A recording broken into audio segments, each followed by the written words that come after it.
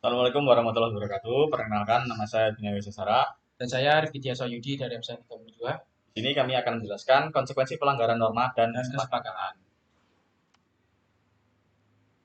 Di sini ada daftar isi bahwasanya yang pertama ada norma atau kesepakatan yang sering dilanggar di sekolah dan kita mengambil dari pelanggaran atau kesepakatannya yakni adalah menyontek di sekolah waktu ulangan.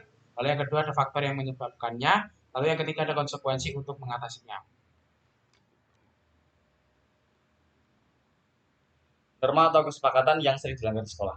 Norma atau kesepakatan yang sering dilanggar di lingkungan sekolah adalah menyontek saat ulangan. Padahal kita tahu bahwa siswa sudah sepakat dan tahu bahwa menyontek adalah perilaku yang salah.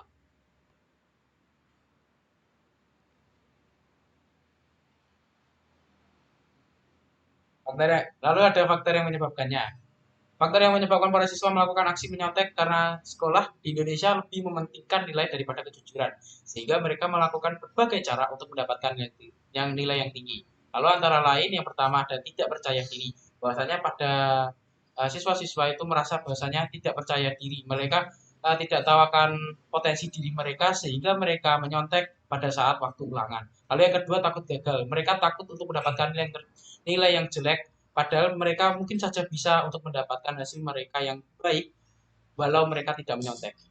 Selanjutnya ada kekurangan waktu.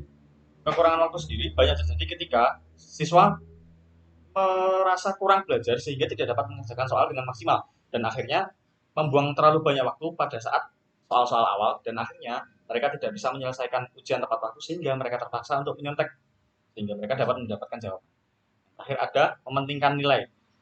Seperti yang sudah disebutkan, menyontek di sekolah Indonesia lebih mementingkan nilai daripada kejujuran.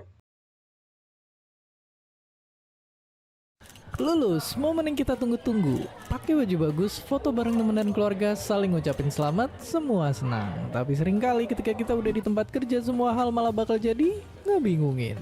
Ya, rasanya ilmu yang kita pelajarin tiba-tiba jadi sia-sia. Tapi kenapa bisa kayak gitu? Kenapa justru kita suka ngerasa bingung setelah lulus?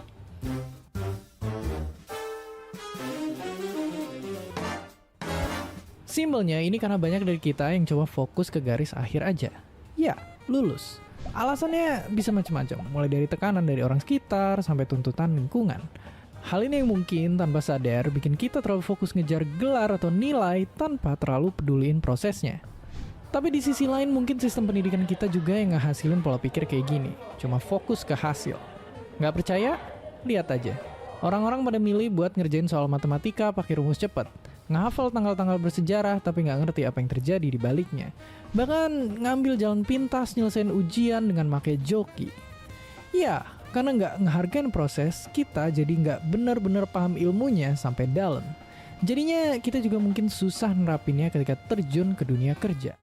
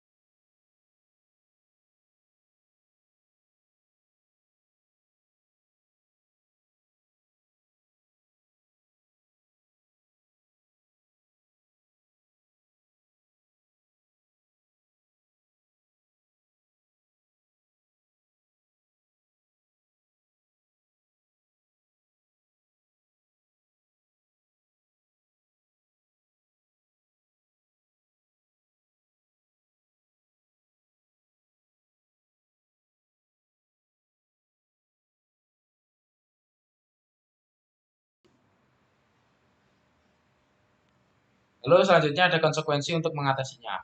Perilaku menyontek harus diperlakukan sebagai pelanggaran yang serius. Sekolah harus memiliki standar operasional yang ketat, transparan, dan diketahui secara luas dan terang benderang oleh semua siswa.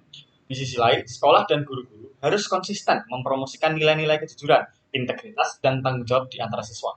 Dengan demikian, siswa dapat merasa dihargai dan didorong untuk belajar dan berprestasi dengan cara yang benar dan fair atau adil. Sekian presentasi dari kami. Mohon maaf jika ada kurang dan lebihnya. Wassalamualaikum warahmatullahi wabarakatuh.